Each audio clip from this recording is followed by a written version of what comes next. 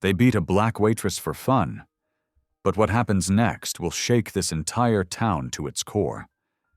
She's humble, kind, and just trying to make it through another long shift until a group of men decide to turn her kindness into their cruelty. Bruised and humiliated, she whispers a prayer for the very men who hurt her. But the diner door swings open, and in walks the one man no one ever expected to see, her secret husband, a Hell's Angel leader who spent years trying to live right. He came to save her. But can he do it without losing the soul he's fought so hard to change? When justice turns its back and hate burns hotter than ever, forgiveness becomes the most dangerous act of all.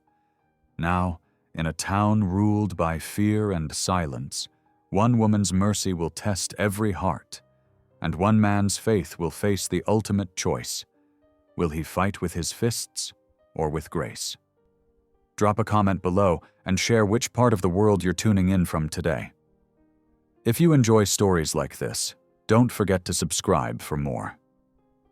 The afternoon sun baked the cracked asphalt outside the Cotton Grill, a small-town diner that smelled of bacon grease and strong coffee. Inside, the air buzzed with chatter and the low hum of country music playing from a dusty radio.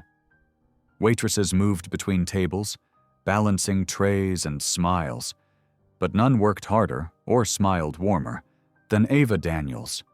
She had been on her feet since dawn. Her shoes pinched her toes, and the sticky Alabama humidity clung to her skin. But she didn't complain.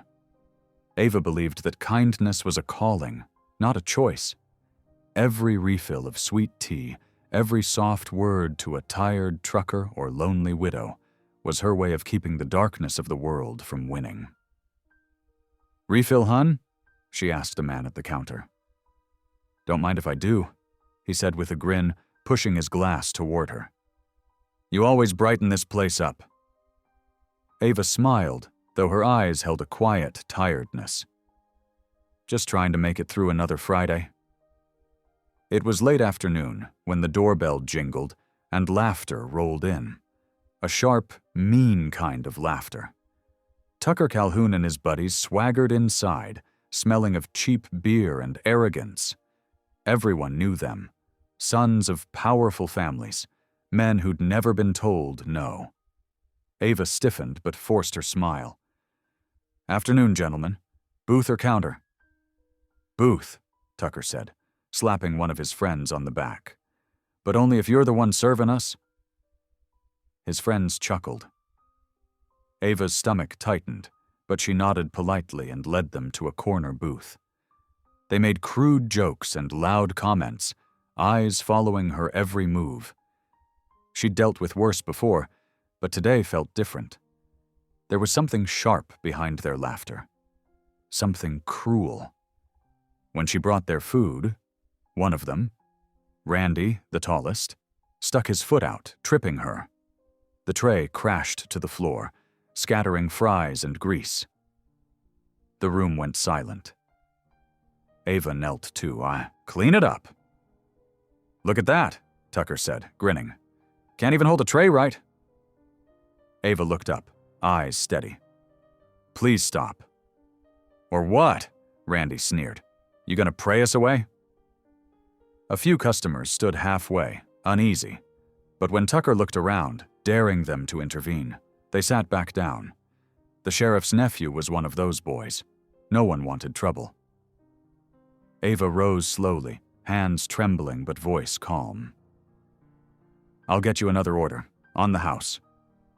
They laughed louder. She turned toward the kitchen, cheeks burning, and disappeared through the swinging door. Inside, she leaned against the counter, breathing hard. "Lord," she whispered, "give me patience, and help me not hate him." Her boss, Mr. Parker, poked his head in. "You okay, Ava?" "Fine," she said, forcing a smile. "Just clumsy." By closing time, the men were still there, drunker and louder. When she went out to take the trash to the back, the night air hit her like cool mercy. The alley was quiet, lit only by the buzz of a single yellow bulb. She was halfway to the dumpster when she heard the footsteps. "Hey, waitress," Tucker called. She turned slowly. "Go home, boys. It's late." "Not done with you yet," Randy said, stepping closer. His grin was too wide, his breath thick with whiskey. "You think you're better than us, huh? Smiling all holy like you some kind of saint." "I don't think that," she whispered, backing away. "Please, just go." They surrounded her. The smell of sweat, beer, and danger filled the narrow alley.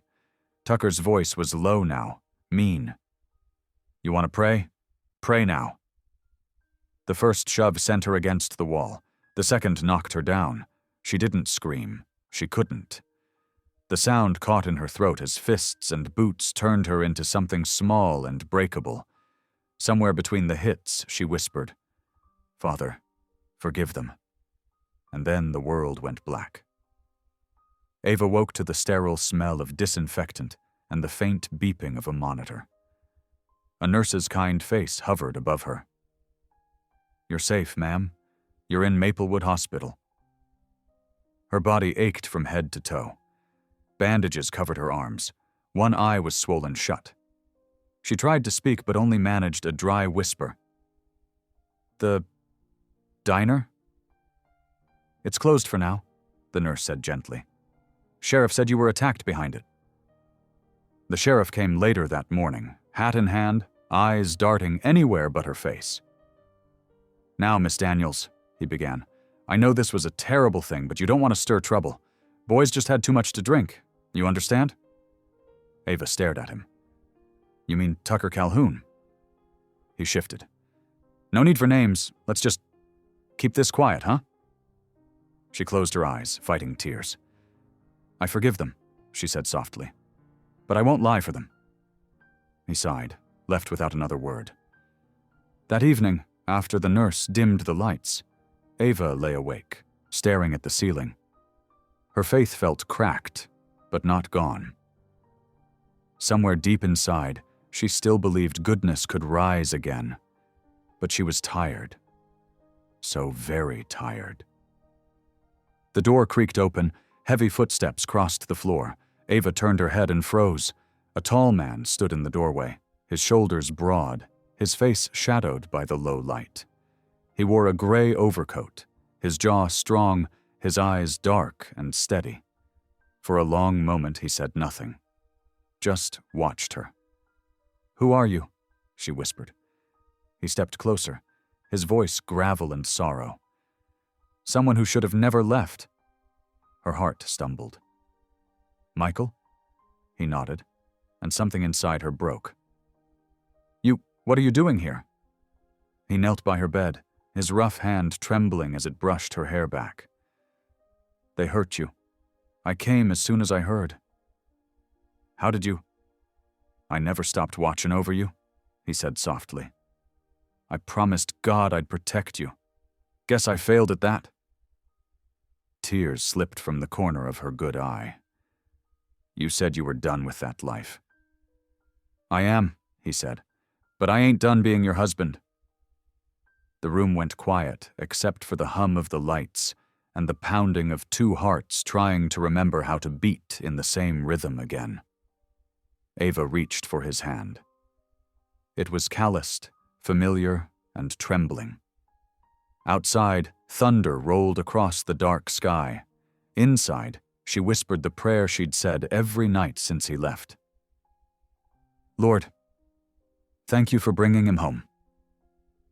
Morning crept into the hospital room in a thin gray line, sliding across the tile and the chair where the tall man had slept. He woke with a start, as if he never really slept at all. Ava watched him from the bed. In the gentle light, he looked older than she remembered. More lines at the eyes, more weight on his shoulders, but the same strong jaw and steady hands. He rubbed his face and stood, then reached for her water and straw like he had done that for her every day of his life. "You stayed," she said, voice thin but certain. "Wasn't leaving," he answered. "Not again." The nurse came in with papers and a smile that tried to hide worry. "Good morning, Ms. Daniels. Your ribs will take time. No heavy lifting. Take the pain medicine on schedule. We'll discharge you in an hour if you're ready." "I'm ready," Ava said. She meant it. She did not want to be a story in a quiet room. She wanted to stand again in a world that believed she might fall. The nurse glanced at the man by the window. "And you are?" He straightened, polite. "Her husband." The nurse blinked, then nodded. "All right, Mr. Romano," he said. "Michael." The name settled in the room like a stone dropped in water. Ava felt the old ache and the new warmth at the same time. As the nurse stepped out to fetch discharge papers, Ava slid her legs off the bed. Pain pinched her breath. Michael was there with his arm. Not too fast, not too firm, letting her set the pace. "You should rest," he said. "I should work," she said. "If I hide, they win." He did not argue. He only helped her dress, careful around the bandages, quiet except for the small words a man says when his hands remember what his heart forgot. "Slow. Lift here. I got you." He folded the hospital blanket with neat, square edges and left the room cleaner than he found it. They walked out together through double doors that hissed like tired lungs. The parking lot smelled of pine and fresh rain.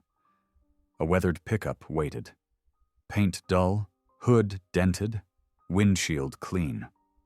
Michael opened the passenger door and the hinge protested. He smiled at the sound like it was a friend from a hard life. "You been here long?" she asked as he helped her in. "Couple weeks," he said, closing the door gently. He circled to the driver's side. "Kept my distance. Watched the diner, watched you walk to church and back. Didn't know how to show up without bringing shadows."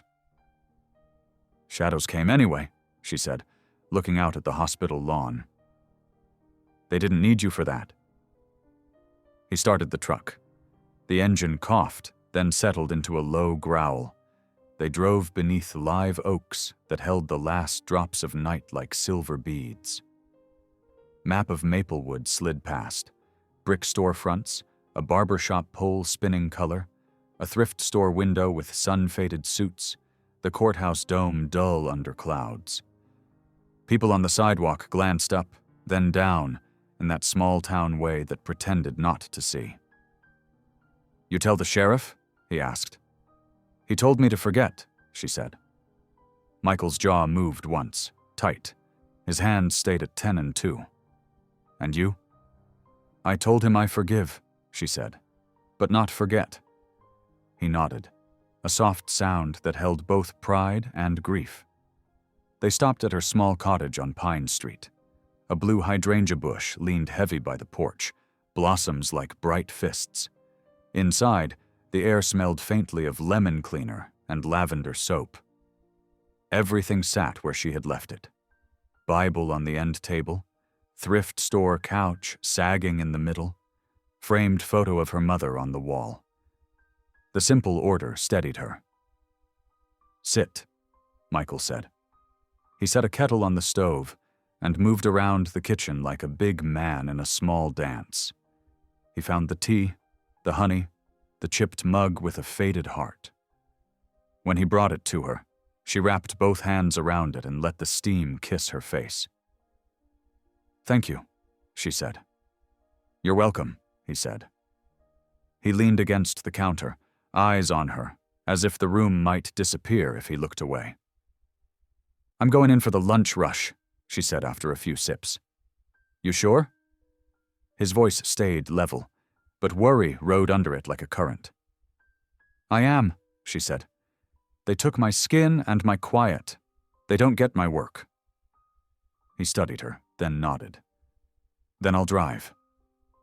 They arrived at the Cotton Grill just before 11. The sign squeaked on its chain. Inside, Mr. Parker looked up from wiping the counter. His face broke into relief and fear at the same time. "Ava," he said, rushing out from behind the bar. "You shouldn't be here." "I can pour coffee," she said. "I'll take the light tables."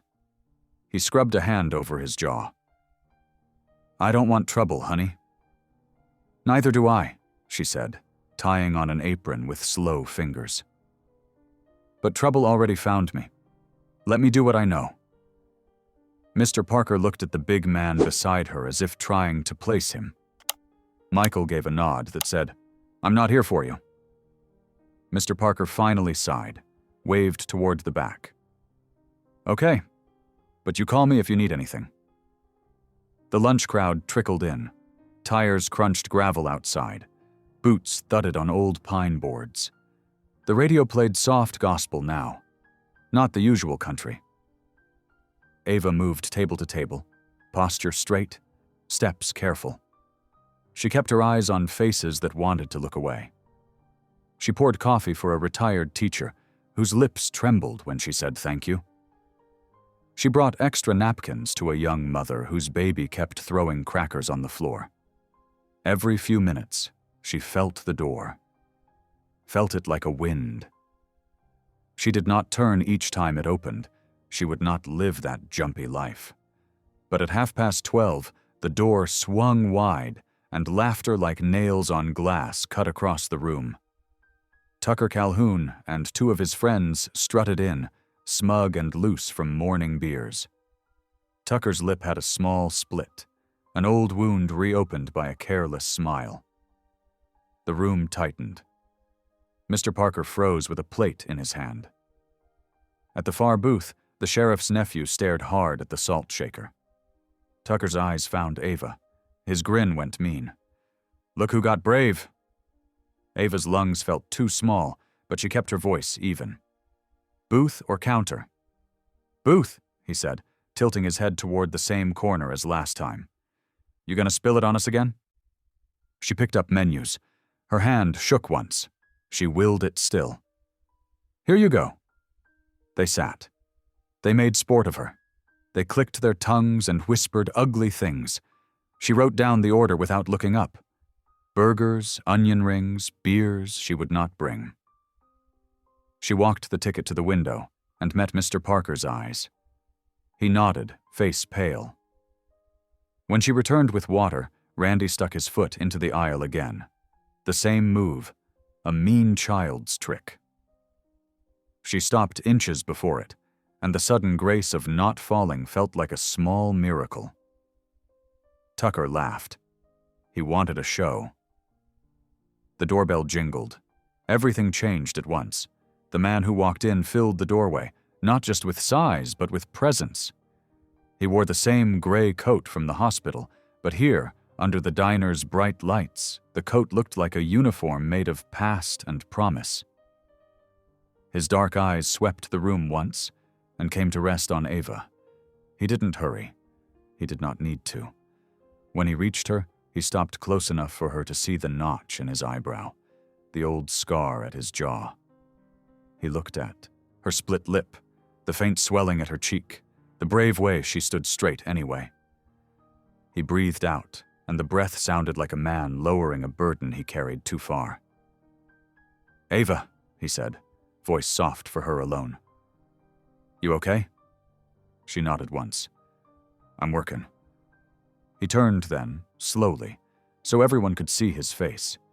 His gaze passed over Tucker and the boys like a shadow that knew their names. He placed his hand, gentle and solid, on the counter, and the room went so quiet the radio felt too loud. In a voice clear enough for the fry cook in back and the old farmer by the window to hear, he said, "No one touches my wife again." It was not a roar. It did not need to be. It was a bell struck in the center of town. Heads snapped up. A fork clinked on a plate. Mr. Parker's eyes went wide. The retired teacher started to cry, silent and sudden, napkin pressed to her mouth. "Wife?" someone whispered. Tucker's grin slipped. "What are you, some kind of bodyguard?" The big man's gaze settled on him. It held no heat, only weight. "I am a man who will not let you hurt her again." Or what? Randy said, finding his courage in Tucker's shoulder. Michael didn't look at Randy. He kept his eyes on Tucker. Or the law will finally do its job, he said. And if it won't, the whole town will hear what happened behind this diner. The sheriff's nephew shifted in his seat, suddenly very interested in his boots. Tucker leaned back, mouth twisting. You think you scare me? I'm not here to scare you, the man said. I'm here to stand. He reached into his coat pocket, and a hush fell like snow. He pulled out nothing but a wallet and set a driver's license on the counter, face up. Mr. Parker glanced, then looked again, color draining from his face. The name meant stories told in whispers in this county and in other counties far away. Someone at the far table murmured, Romano. That Romano? The man didn't answer. He didn't have to. His hand lifted and hovered near Ava's back without touching, as if he were reminding her she had a wall where there used to be air. Ava felt the room tilt toward her. Shame tried to curl her in. Instead, she straightened. The title of her life had been spoken out loud. She did not hide from it. She placed a fresh glass of water on Tucker's table with steady hands. Drink, she said, and leave. For a long breath, no one moved. Then Tucker scoffed, slid from the booth, and shouldered past his friends. We ain't done, he muttered, but he was already walking away. The bell over the door jangled as they left, and the sound felt like a wind chime after a storm. Air returned to the room. Mr. Parker exhaled a prayer. The old farmer nodded once at Michael, a slow nod of a man measuring another man's worth. The retired teacher dabbed her eyes. Michael turned back to Ava. He did not smile. He did not claim victory. He only asked, You want to go home? She looked at the coffee pot, looked at the tables, looked at the place where fear had tried to build itself a house inside her chest. I want to finish my shift, she said. Then I'll sit, he replied, taking a stool at the counter like any hungry man in any ordinary town. And I'll have coffee. Cream and sugar? She asked. Black, he said, meeting her eyes. Strong. She poured. He lifted the cup. The heat rose around them like a promise kept. And as the noon crowd found its voices again, as plates clattered and the radio hummed, Maplewood watched a small, bright line get drawn where darkness had tried to live. Night came soft and slow over Maplewood. Street lamps hummed to life, painting gold circles on the quiet roads. Inside Ava's little cottage, the lamps glowed dimly through lace curtains. The house smelled faintly of tea and wood polish. Michael sat at the kitchen table, his large hands wrapped around a mug gone cold. Ava moved slowly, careful with each step. Her body still ached from the attack, but she wouldn't let him fuss. She set a pot of stew on the stove. The sound of simmering broth filled the silence. You still like beans and cornbread? She asked gently. Michael looked up and smiled faintly. Still my favorite. She nodded, stirring. The rhythm steadied her. For 6 years she had prayed for this man, not knowing if he was alive or if he'd ever walk through her door again. Now he was sitting in her kitchen. The same eyes, the same quiet weight, but different somehow. More humble, more careful. You shouldn't have come, she said after a long pause. He tilted his head. Why's that? This town isn't kind. Not to me. Not to someone like you. People talk. She lowered her spoon and faced him. You were safe where you were. He sighed, leaning back. Safe doesn't mean right, Ava. I left the world I built, but I couldn't leave you in one that breaks people for being kind. Her heart tugged at that, torn between warmth and worry. You don't need to protect me." "I do," he said softly. "I made vows. I didn't keep all of them the first time." The stew bubbled over slightly, snapping her back. She grabbed a cloth, wiping the spill. "You're different," she said finally. "Your voice, even your eyes." "I'm trying to be," he said. "When I left New York, I was running from ghosts. I found a small church in Louisiana. Pastor there, old man with hands like stone, told me I'd never make peace until I faced what I ran from. Turns out that was you." She felt tears threaten but blinked them back. "You could have written." "I did," he said. "Every month. Burned the letters when I thought you deserved better than a man who'd done what I'd done." She turned then, meeting his eyes. "Don't say that. God forgives what man can't?" He smiled sadly. "You still believe that?" "Every day," she said. "Even when it hurts." He nodded slowly. "Then maybe you'll believe he sent me here for a reason." Outside, thunder murmured low, far off in the hills. A storm was building, slow and heavy. Ava ladled stew into 2 bowls and set them down. They ate in silence, the simple act of sharing food speaking what words couldn't. For the first time in years, the house felt full. Of breath, of warmth, of something almost like peace. After supper, Ava washed dishes while Michael stood by the window, watching rain begin to tap the glass. "You plan to stay here?" she asked, without looking up. "I don't know," he said. "Depends if you want me to." "I didn't stop wanting that," she admitted, her voice almost a whisper. "But I can't go through losing you again." "You won't," he said, turning toward her. "Not unless the good Lord takes me himself." She smiled softly. "You sound like a preacher." "Funny you say that," he chuckled. "I've been helping out at a mission back down south. Little place with a leaky roof and a congregation of 12. Feels like home." Ava dried her hands, curiosity lighting her face. "A mission?" "Yeah. Place for folks nobody else wants. Men trying to get clean, women trying to start again. I learned something there. Mercy ain't weakness, it's strength with scars." She sat down, folding her hands. "You really believe that?" "I do," he said simply. "And I think this town needs that kind of mercy."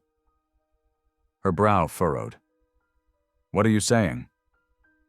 He hesitated, glancing around her cozy but worn home. "There's that old auto shop down by the tracks. Place has been empty for years. I was thinking maybe I could fix it up. Make it a meeting house, a church, maybe." Ava's breath caught. "Michael, that would... People here won't like it. They already hate enough things." He nodded. "That's why we do it. Light don't shine in easy places." She looked at him. This man who used to move through a world of crime and fear, now talking about building a church. It sounded impossible, yet something in his voice made it feel holy. "Let me pray on it," she said softly. He smiled. "That's all I ask." Later that night, the rain came harder, rattling the windows. Ava locked the doors, checked the stove, and blew out the candles. As she walked toward the bedroom, Michael stood in the hallway, his coat slung over his arm. "I'll sleep on the couch," he said. "Old habits die hard." She nodded, a quiet relief mixed with sadness. "Blankets are in the chest." He found them and settled onto the couch. The springs creaked under his weight. Ava watched him for a moment before whispering, "Good night." "Good night, Ava." She closed her bedroom door, leaning her forehead against the wood for a moment. The sound of rain softened, replaced by the low hum of crickets. She whispered a prayer for strength. For him, for her, for Maplewood itself.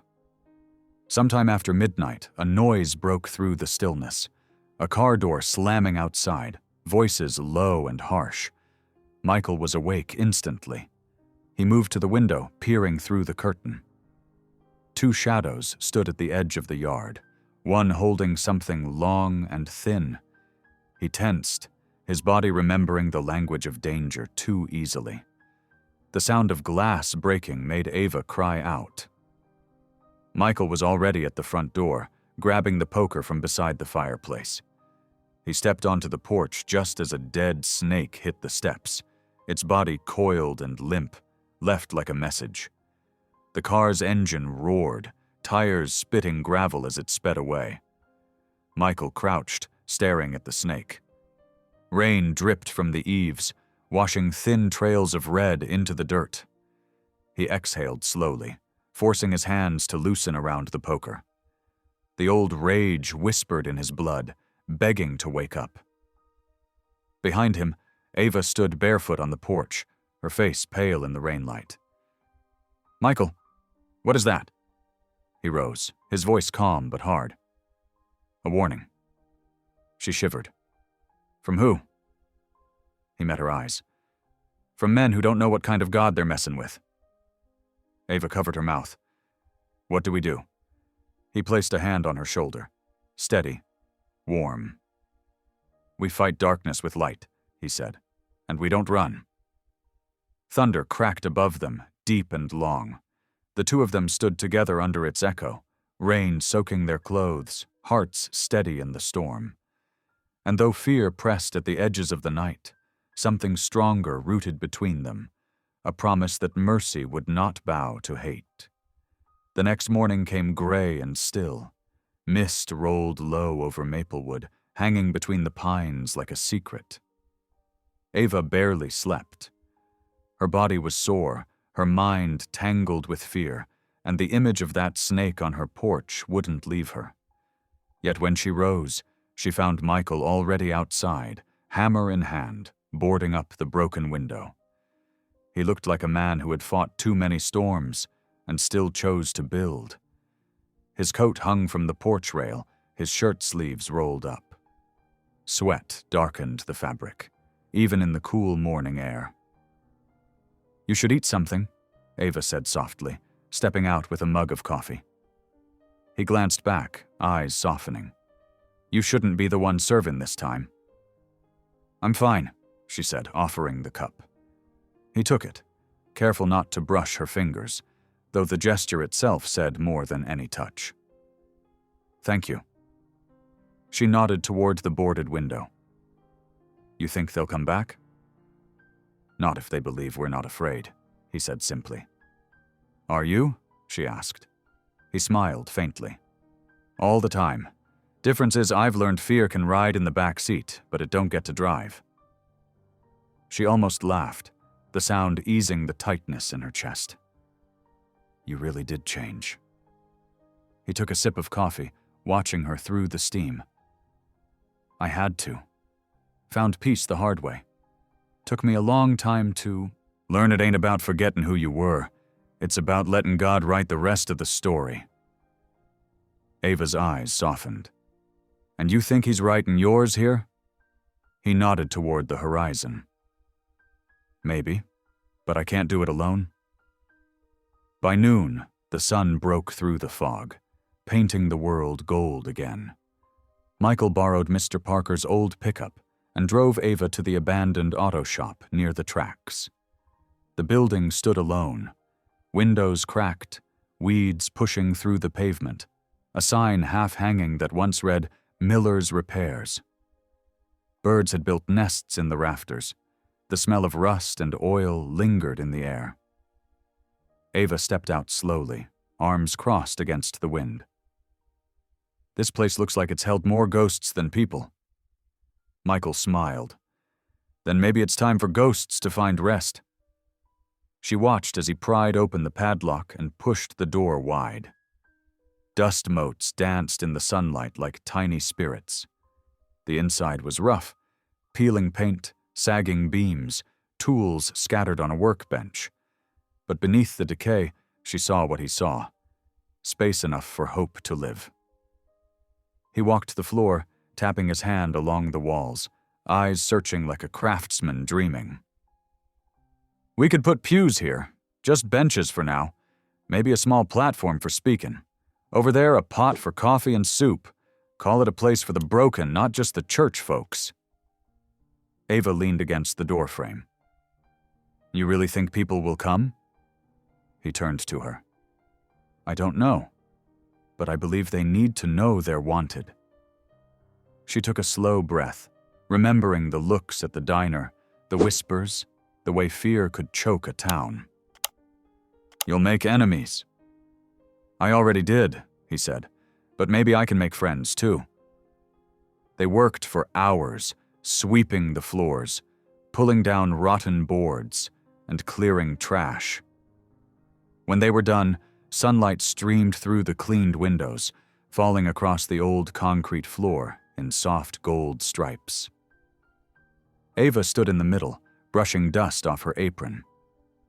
"It feels different already." Michael leaned on his hammer. "Hope tends to do that." That evening, Ava returned home to make supper. She opened the cupboard to find a few cans of beans and a box of rice. Michael came in with a loaf of bread he bought from a roadside stand. "Looks like manna to me," he said with a grin. They ate simply, quiet but content. Afterward, Ava played a hymn softly on the old radio. "Leaning on the everlasting arms." She hummed along, and Michael joined her, his deep voice blending low and sure.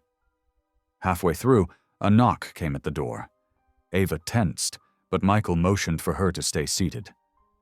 He opened the door to find a young woman standing in the porch light, her face bruised, eyes red from crying. "Mrs. Daniels?" the woman whispered. I didn't know where else to go."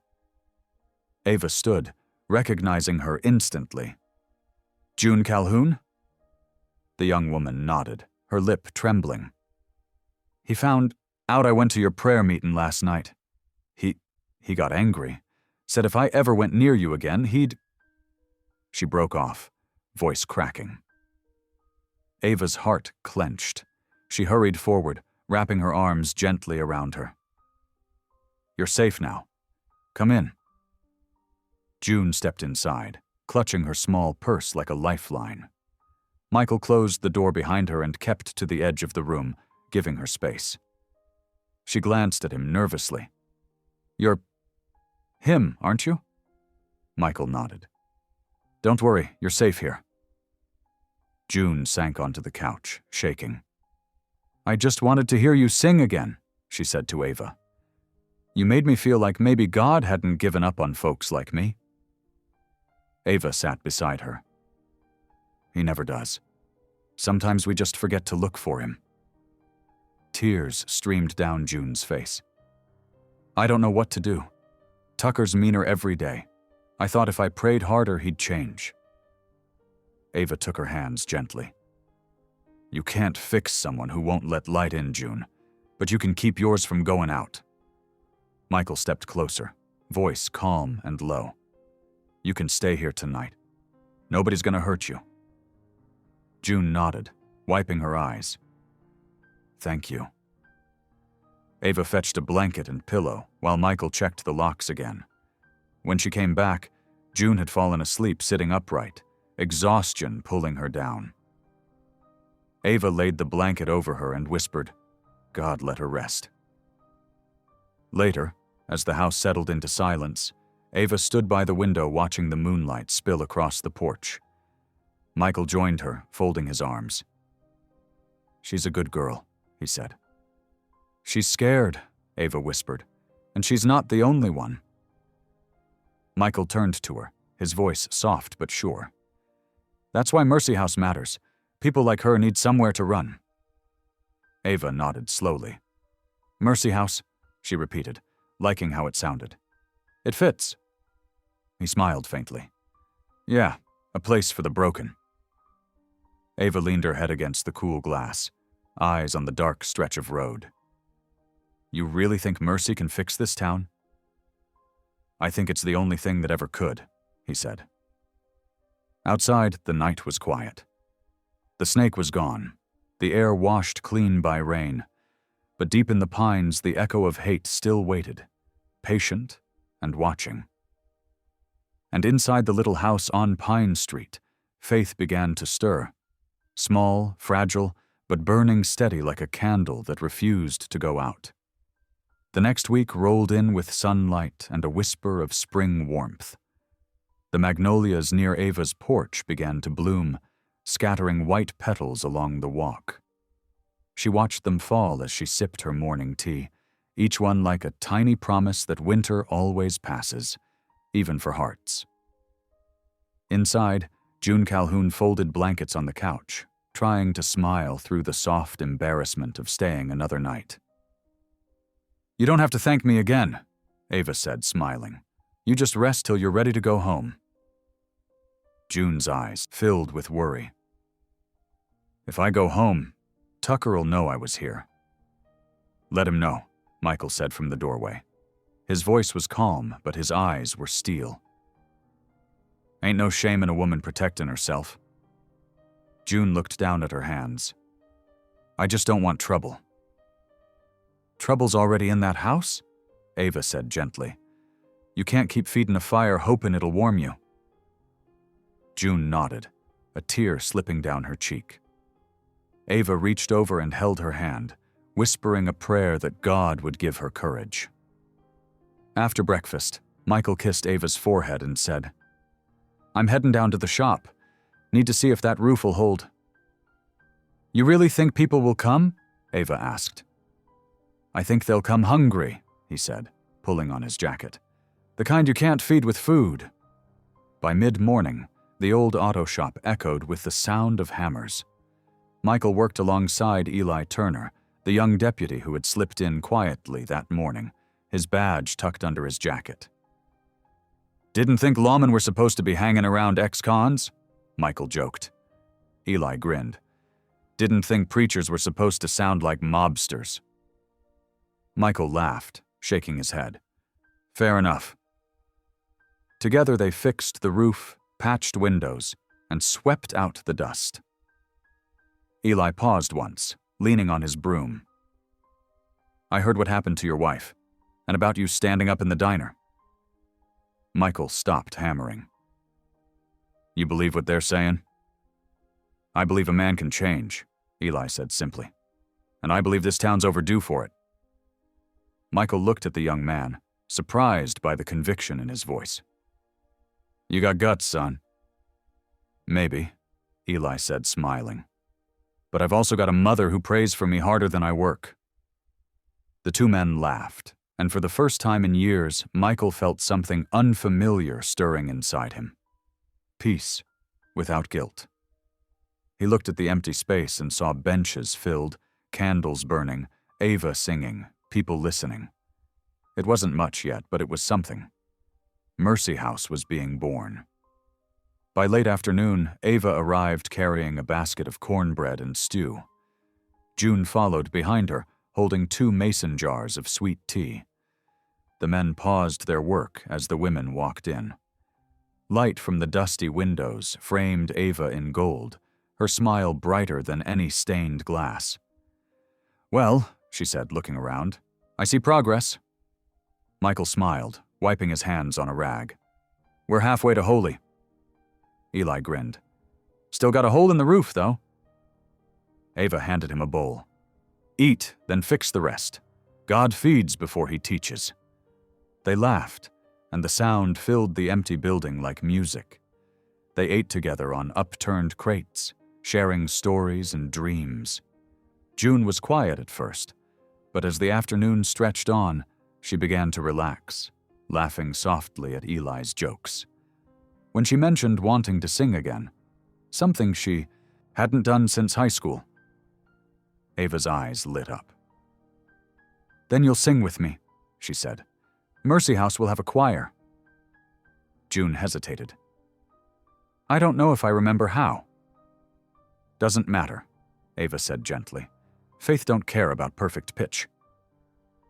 Michael listened from across the room, his chest full.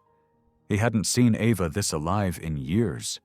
She shone when she helped others. Her pain became her purpose. When evening fell, they gathered in a small circle.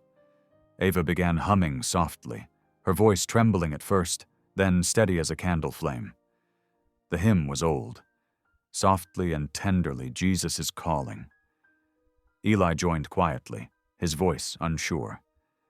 June followed, shaky but sweet. Michael closed his eyes, and for a moment, it was as if the cracked walls glowed with something holy. Mercy House was still just wood and dust, but in that moment, heaven itself seemed to draw near. When the last note faded, Ava looked around the circle. "This is what they're afraid of," she said softly. "Not fists, not anger. This." Michael nodded. "Love scares cowards." As the others left, the sun melted behind the trees. Michael lingered, locking up the shop, when he noticed fresh tire tracks in the dirt. Too close. Too recent. His gut tightened. Someone had been watching. He didn't tell Ava that night. Instead, he built a fire in the hearth and listened to her talk about hymns and soup kitchens until she fell asleep mid-sentence.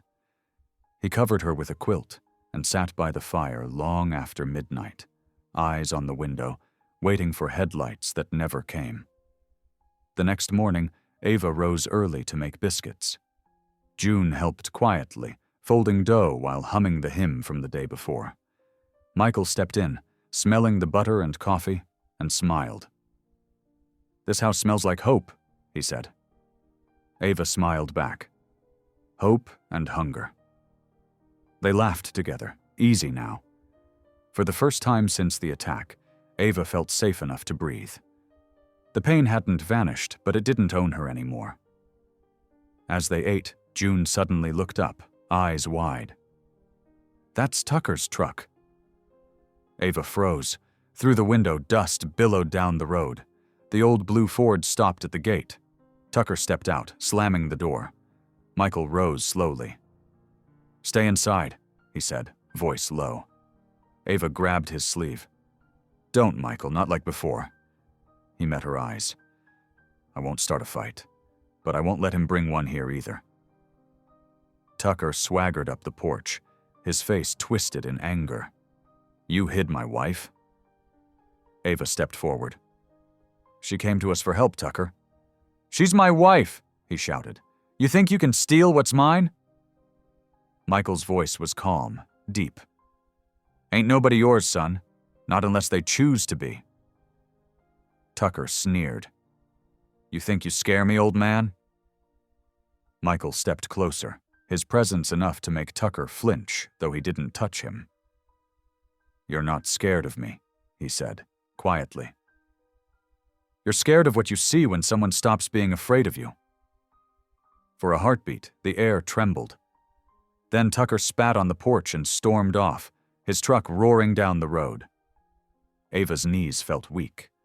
Michael reached out, steadying her. "You okay?" She nodded, tears in her eyes. "He's so lost." He looked toward the fading dust trail. "Lost things can still be found," he said softly. "If they stop running." That night, as they stood outside under a sky full of stars, Ava whispered, "You still think God sent you here?" Michael nodded. "I do. Because every time darkness knocks, he reminds me, light still answers." Ava smiled faintly, eyes glistening. "Then let's keep the porch light on." They stood together, hand in hand, while the crickets sang. Somewhere in the distance, a train horn sounded, a lonely, hopeful sound rolling through the night. And though Maplewood still held hate in its corners, Mercy House had begun to breathe. The miracle wasn't that the pain stopped, it was that love refused to. Sunday morning arrived bright and soft. The sky was clear, and the air smelled faintly of rain left behind from the night before. The streets of Maplewood were quiet, still carrying that sleepy hush that came before church bells rang. Ava opened her curtains, letting sunlight spill across her little living room. The sight of light falling over the old rug and the vase of magnolia blossoms brought a peace she hadn't felt in a long while. Mercy House opens today, she whispered to herself. The words felt strange on her tongue, too big and too hopeful, but she smiled anyway. From the kitchen, Michael's deep voice came. "Coffee's ready." Ava walked in, still tying her hair back with a ribbon. "You're up early." "Couldn't sleep," he said, setting 2 mugs on the table. "Kept thinking about what I'm gonna say to a bunch of strangers sitting on milk crates." She laughed softly, taking her mug. "Say the truth. It's what this town needs." He nodded. "Truth, and maybe a little mercy." "Always mercy," she said. By mid-morning, the sun was high and warm. They drove the pickup down the winding road to the edge of town, dust rising behind the tires. As they neared the old auto shop, now scrubbed clean and painted white, Ava's heart swelled. The new sign hanging above the door read Mercy House in hand-painted letters, simple but strong. Eli was already there, arranging folding chairs borrowed from the school gym. Mrs. Larkin shuffled around with her cane, humming hymns under her breath. "Morning, Mrs. Larkin," Ava called. The old woman turned, her face bright as sunrise. "Well, if this ain't the prettiest sight this town's seen since the fair in '78. She looked around approvingly. "Ain't much of a church, but the Lord's been known to start miracles in smaller places." Ava laughed. "You've got that right." Inside, sunlight streamed through the clean windows. A cross Michael carved from scrap wood hung on the wall behind a small table that would serve as the pulpit. In one corner, June and 2 other women set up a table with a pot of soup and bread. The air was alive with nervous excitement. Michael stood at the door for a moment, looking out. People were coming, slowly, cautiously, but they were coming. A few old farmers, a young mother with her kids, even a couple of men from the mill. Some faces held suspicion, others curiosity, but they were there. He felt something in his chest loosen. "You ready?" Ava asked. "Never been readier," he said, though his voice trembled slightly. He stepped inside, removed his cap, and looked over the small crowd. "Folks," he began, voice steadying, "I ain't a preacher by training. I used to build walls for a living, and worse. But now I reckon God's called me to tear a few down." Murmurs rippled through the room. He continued, his words slow and plain. "This place ain't for saints who already got it figured out. It's for the broken, the tired, the ones who think they've run too far for God to catch up. If that's you, you're in the right place." A few nodded, eyes softening. June sniffled quietly. Ava stood in the front row, her hands clasped, her heart full. Michael's gaze swept the room. "I used to live by fear. Fear of losing, fear of dying, fear of not being enough. Then I met someone who taught me mercy ain't weakness. It's courage wearing kindness. That someone's my wife." Ava's breath caught. He smiled at her before finishing. "And if we can find peace after all we've done and seen, maybe there's hope for everyone here." Silence filled the room, thick with something sacred. Then Mrs. Larkin began clapping softly, and soon others joined. The sound grew until it filled the rafters. After the service, people lingered. They ate soup, laughed, and shared stories. Eli played a guitar he'd brought from home, and Ava sang, her voice trembling but sure. Her song, "Mercy for the Broken," rose through the air, drawing even passers-by from the road. It was a song born of bruises and hope, and it wrapped around everyone like a prayer. When she finished, the crowd was quiet for a long time. Then a young mother said softly, "I ain't felt peace like that in years." Another nodded. Even one of the old men from the diner wiped his eyes discreetly with his sleeve. Outside, the church bell Michael had fixed from an old iron pipe rang once, clear and bright. That evening, the sky blazed orange as the sun sank. Ava and Michael sat on the porch steps, tired but glowing. June came out, drying her hands on a towel. "I think that went well," she said shyly. Michael smiled. "You sang fine, June. You got courage." She blushed, looking down. "I ain't sung in years. Didn't think I had a voice left." "You do," Ava said. "And don't you? Forget it." June looked toward the dirt road, her face clouding. "Tucker won't like that I was here." Michael's smile faded. "He'll have to learn what freedom looks like." Ava reached out, squeezing June's hand. "You're not alone anymore." June nodded, her eyes wet. "Thank you," she whispered, before heading inside. When she was gone, Ava leaned against Michael's shoulder. "You really think the town's changin'?" He looked out across the road, where fireflies began to spark in the dusk. "Change don't happen overnight, but it starts when one person refuses to hate back." She smiled faintly. "Then maybe we've already started." They sat in silence, listening to the crickets and the creak of the porch boards. The peace felt fragile but real, like glass that could hold if handled gently.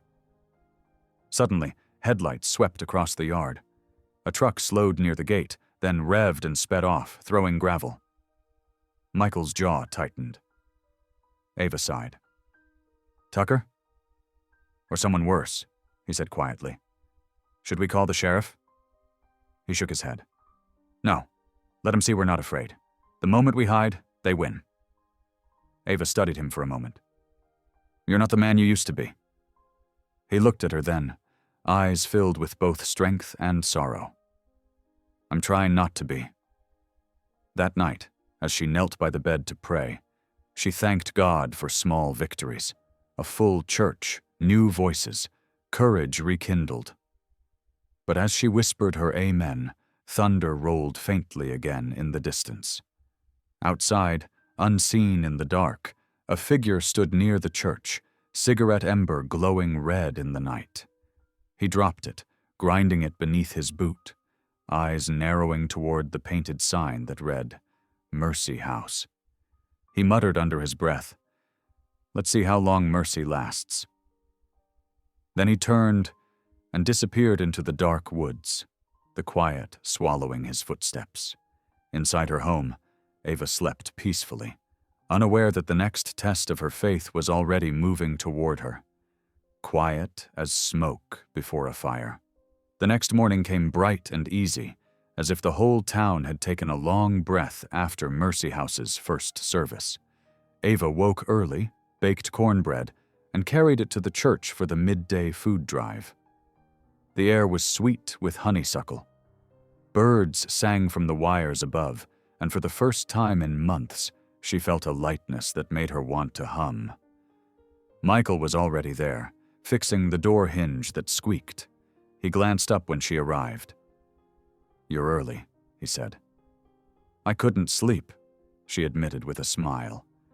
"Too much joy keeps a woman awake sometimes." He chuckled. "That's the kind of trouble I like." Inside, the smell of stew and fresh bread filled the little church. June stirred a pot at the stove in the corner, while Mrs. Larkin folded napkins at the table. Even Eli dropped by, uniform shirt unbuttoned at the top, bringing a box of donated cans. "Got the town talking," Eli said with a grin. "Half of them think you're a saint. The other half think you're crazy." Michael laughed. "Maybe a bit of both." The small group spent the morning serving soup and biscuits to anyone who came. Poor families, old widows, a few lonely men from the mill. Mercy House had become a haven in less than a week. Ava felt it each time someone smiled leaving the door, as if hope had been quietly handed out with every meal. Late that afternoon, the last visitor left. Ava sat in one of the chairs, rubbing her sore hands. Michael was sweeping the floor when a loud bang echoed outside. He dropped the broom and rushed to the door. On the front steps, paint dripped down the white boards, thick, red, and ugly. Across the door, someone had scrawled in bold letters, "Get out."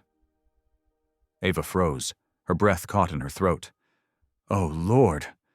Michael's hands curled into fists. "So it starts." Eli stepped outside, scanning the road. "They're gone. Whoever did it, they knew when we'd be alone." June covered her mouth, whispering, "It looks like blood." Ava placed a hand on her shoulder.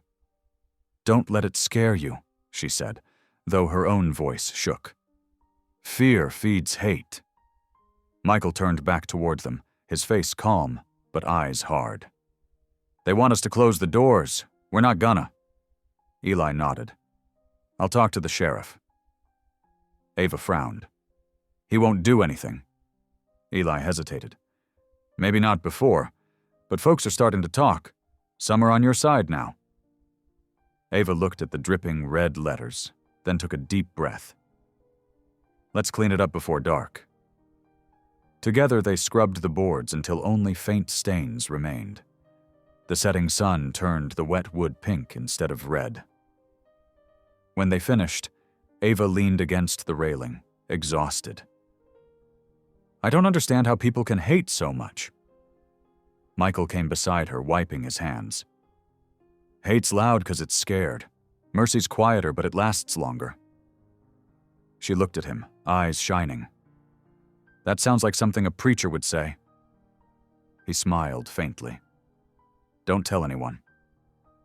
That evening, the group gathered inside Mercy House for prayer. Mrs. Larkin's voice trembled as she spoke. "Lord, let these folks see light before darkness takes them." Ava prayed next, asking for courage to love even those who wished her harm. When she finished, a quiet peace settled in the room. June started humming, and soon Ava joined her. The others followed until the air filled with music soft as wind through pines. It was then that Ava's idea came, clear and certain as sunrise. "We'll hold a service this Sunday, a big one, open to everyone. We'll sing outside so the whole town can hear." Michael frowned. "You sure about that? We just got warned." "All the more reason," she said. "They can paint our doors, but they can't silence Mercy."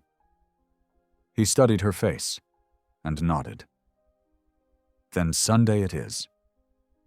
The next few days were busy. Ava and June practiced songs at her house while Michael and Eli built a small stage out of old planks. Word spread across Maplewood, some excited, some angry. The Calhouns, especially, didn't hide their disdain. Tucker's friends made crude jokes at the gas station, but others, like the young mother from the first service, defended Mercy House openly. By Saturday, Ava's nerves fluttered like birds in her stomach. She sat at the kitchen table, folding flyers for the service. "You think people will come?" she asked Michael. "They'll come," he said, "even the ones who don't want to." She smiled faintly. "You talk like you've done this before." "I've done worse for smaller reasons," he said with a wink. She laughed, tension breaking. "Then tomorrow we give 'em something to remember." Sunday morning dawned clear and bright. The stage stood ready outside the church, garlanded with wildflowers. Families arrived early, carrying blankets and folding chairs. The old road filled with parked cars. Ava looked out from the doorway and caught her breath. Nearly 100 people had come. Some stood on the hill, watching from afar, unwilling to admit curiosity had brought them. Michael stood at the edge of the stage, Bible in one hand, the other resting on the railing. He looked over the crowd and smiled. "Welcome to Mercy House." Ava stepped up beside him, her heart pounding. June stood behind her, holding a tambourine, shaking slightly. Ava began to sing. Her voice started small, trembling at first. But as she sang, the sound grew fuller, warmer, flowing across the field like sunlight on water. The hymn, "Mercy for the Broken," rose into the morning air, her voice wrapping every word in hope and tenderness. Even the mocking whispers fell silent. Tucker stood at the edge of the crowd, arms crossed, jaw tight. His father, the mayor, stood beside him, eyes hidden behind dark glasses. But as Ava's song soared higher, something in their faces shifted, anger giving way to something uncertain, something almost human. When the song ended, the crowd applauded, many with tears in their eyes. Michael stepped forward. "We're all broken in one way or another," he said. "But here, you don't get judged by your scars. You get healed through them." The crowd murmured their agreement. For a brief, fragile moment, the whole town seemed united. That night, as the last of the crowd left, Ava lingered outside, gazing at the stars. "It felt like a miracle," she whispered. Michael came up behind her, resting his hands on her shoulders. "It was." She turned to him, smiling softly. "Do you think it'll last?" Before he could answer, the smell of smoke reached them. Ava's heart dropped. "Michael!" He turned sharply toward the road. Flames flickered in the distance. The diner. The cotton grill burned, orange and violent against the dark sky. Sirens wailed faintly in the Iao distance. "No," Ava whispered. "No, not again." Michael grabbed his coat. "Stay here." She caught his arm. "I'm coming." They raced toward town, hearts pounding. The closer they got, the thicker the smoke. People gathered, shouting, trying to douse the flames. The old diner was nearly gone, the windows shattered, fire devouring the roof. Through the chaos, Ava saw a spray-painted word on the wall. "Traitor." Her breath caught in her chest. Michael's hands clenched at his sides. Eli appeared, coughing through the smoke. "No one's hurt," he said quickly. "We got the fire contained." "Who did this?" Michael demanded. Eli shook his head. "No one saw." Ava turned away, tears streaking down her cheeks. "It never ends." Michael looked at her, voice low but fierce. "It ends when we say it does." She nodded weakly, her body trembling from exhaustion and grief. The fire hissed behind them, glowing red against the night. Neither saw the dark figure watching from across the street. Tucker, face pale and eyes hollow, hands shoved deep into his pockets as guilt and rage battled inside him. The world around them was burning again. But this time, Ava knew. She wouldn't let the flames have the last word. Ash drifted through the air like gray snow the next morning. The cotton grill stood in ruins, its sign half melted, the smell of smoke still clinging to the road. Ava stood at the edge of the wreckage, holding Michael's hand. "It's gone," she whispered. "All of it." Michael squeezed her fingers. "They can burn buildings," he said softly, "but they can't burn what you built inside people." Tears welled in her eyes. "I don't know how much more we can take." "You'd be surprised," he said. "Faith don't break, it bends." Behind them, Eli approached, hat in hand. "We found something," he said quietly, holding up a lighter with the initials TC scratched into it. Ava's breath caught. Tucker Calhoun. Michael's jaw set. "They'll blame me anyway," he muttered. "They won't," Eli promised. "Not this time." Ava looked toward Mercy House in the distance, its white paint shining in the sunlight. "Then that's where we go," she said. "We'll rebuild from there." Michael nodded. "And we'll keep the doors open, no matter what they burn next." The wind carried the faint echo of church bells through the smoke, a promise that even in ashes, mercy still lived. The courthouse smelled of old wood and sweat. Ava sat on the front bench, clutching her Bible as Michael stood beside Eli near the front. The sheriff shuffled papers, avoiding her gaze. Reporters whispered, pens ready. Across the room, Tucker sat pale, his arm in a sling, guilt written across his face. Ava rose, heart pounding. "Your Honor," she said softly, I'm not here for revenge. I'm here for mercy." The room fell silent. She spoke of forgiveness, of pain that could either poison or heal. "They broke my body," she said, voice trembling, "but I won't let them break my soul." Tears filled Tucker's eyes. The judge's gavel struck once. The charges against Michael were dropped. Gasps rippled through the crowd. Tucker's father stood, voice breaking. "My boy did wrong. We all did." Ava turned toward him, her voice steady. "Then let it end here, with truth and forgiveness." Outside, sunlight poured down the courthouse steps. Michael took her hand, his rough fingers trembling. "You did it," he whispered. "No," she said, smiling through tears. "God did." And as church bells echoed across Maplewood, hate began to lose its voice. The next morning, Maplewood felt different. The air was lighter, the whispers softer. At Mercy House, people gathered not out of curiosity, but hope. Ava stood at the doorway, apron dusted with flour, greeting everyone with a warm smile. Michael set chairs outside while Eli strung new lights across the porch. Tucker appeared at the gate, hat in hand, eyes low. The crowd stiffened. Ava walked toward him slowly. "You're welcome here," she said gently. He swallowed hard, shame carving deep lines on his face. "I came to help rebuild the diner," he murmured. "If you'll let me." Michael stepped forward, extending his hand. "We forgive, son. That's how we start over." Tucker's breath hitched as he shook it. Murmurs spread through the crowd, disbelief giving way to quiet awe. Ava turned toward everyone. "Mercy doesn't mean forgetting," she said. "It means believing people can change." The wind stirred the church bell rope, and it rang softly on its own, clear and pure. Children laughed, music started, and people began to work side by side. Black, white, rich, poor, no walls, no hate.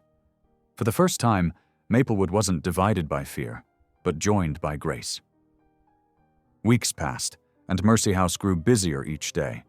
The burned diner was rebuilt plank by plank, now renamed Ava's Table. Everyone helped, Eli with his tools, June with her laughter, even Tucker hauling wood in silence.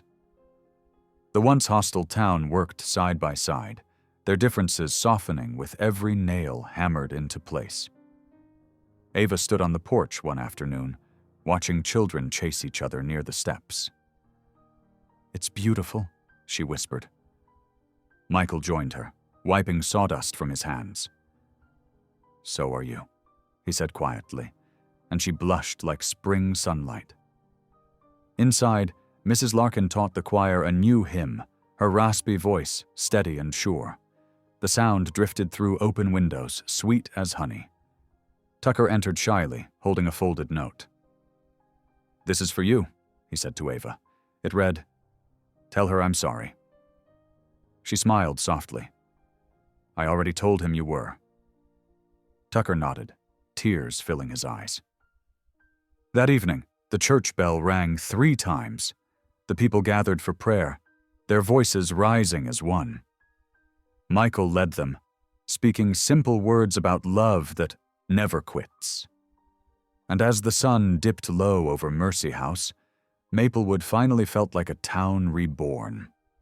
Months passed, and Maplewood began to bloom again. The town that once whispered in fear now hummed with quiet kindness.